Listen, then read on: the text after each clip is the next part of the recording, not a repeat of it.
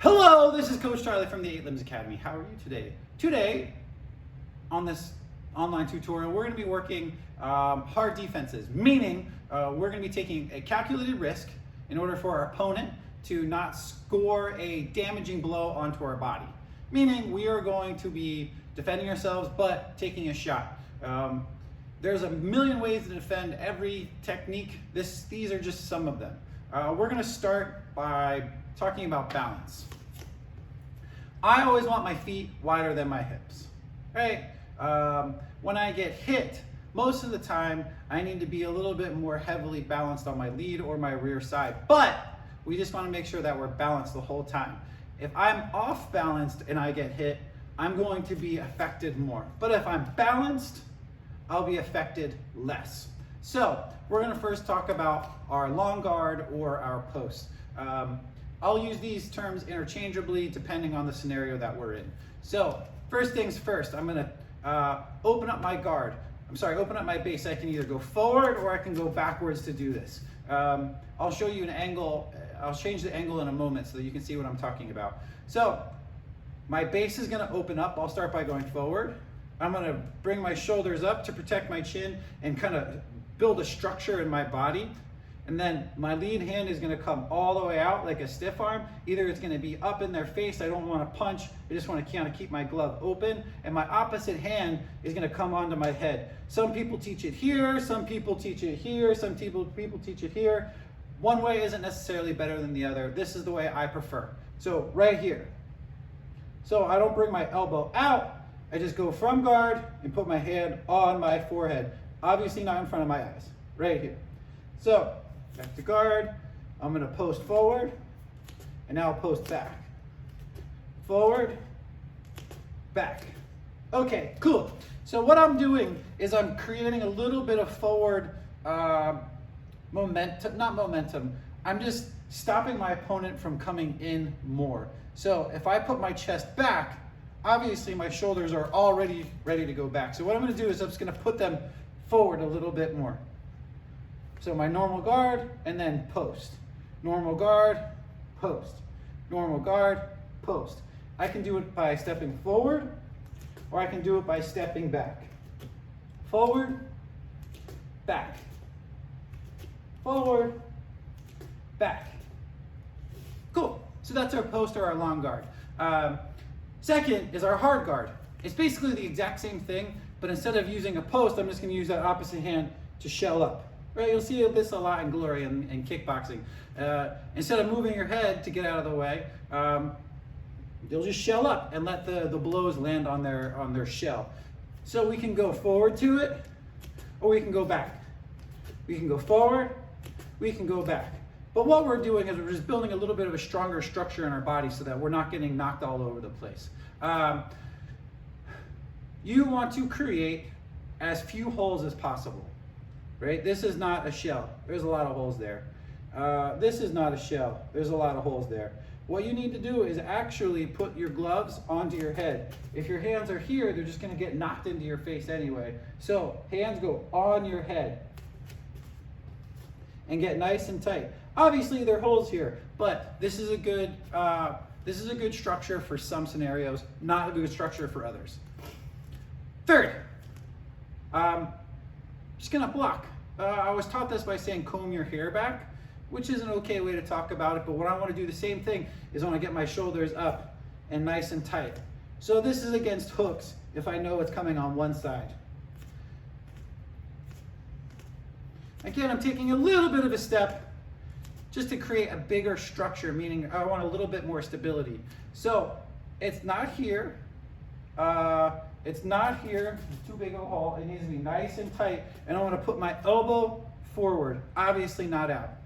Forward. Same on the opposite side.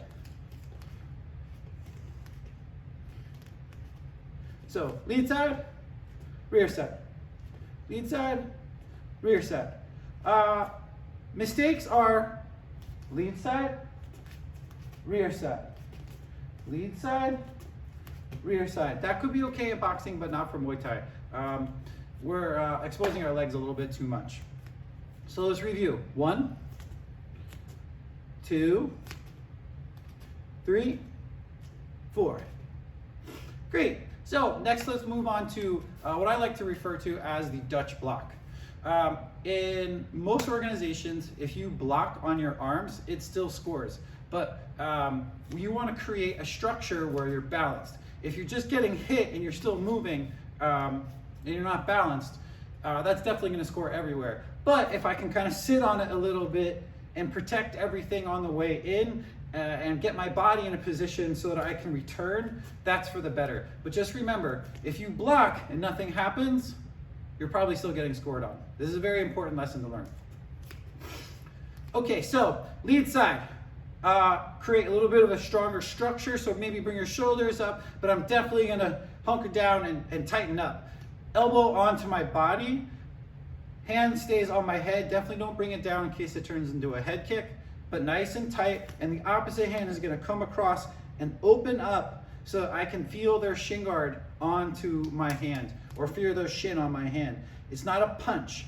I don't go underneath my elbow, I go in front of my elbow. So I have 1, 2, 3 things between that kick and my ribs.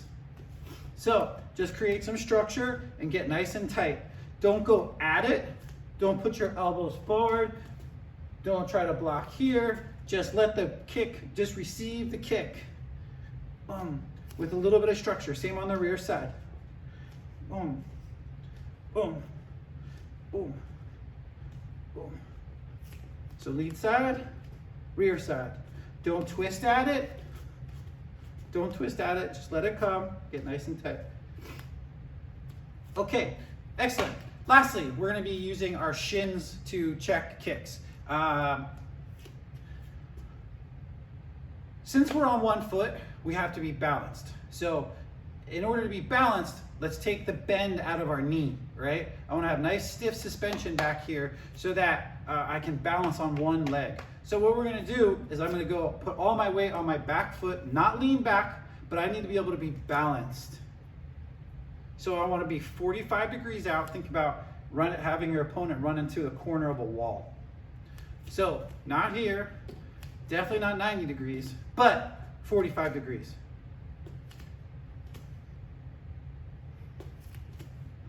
That's it, just up and down. Don't go forward, don't try to defend at it, and try not to bring your knee into your body so that you're already on your way back. Just up and down. It's taught sometimes with a high guard or a post, or use your other hand.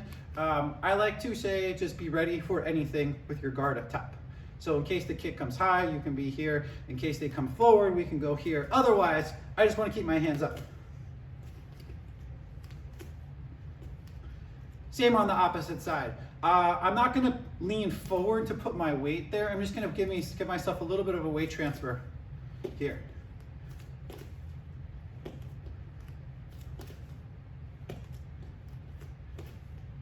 Okay, so inevitably I'm going to get the question, should I point my toes forward or should I point my toes down? However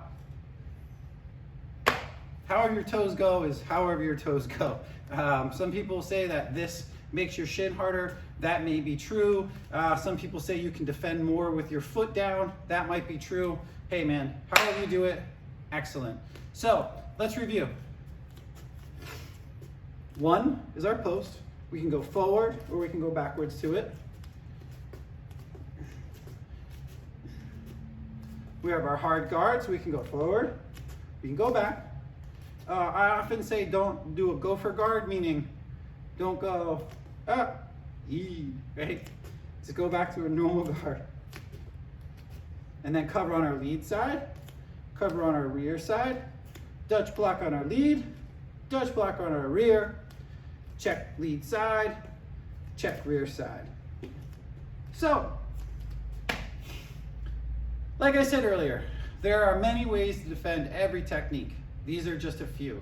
I like to refer to this as hard defense, meaning I'm taking a shot, but I'm defending myself. Cool. Thanks for tuning in. I hope you're all doing well. We'll see you around.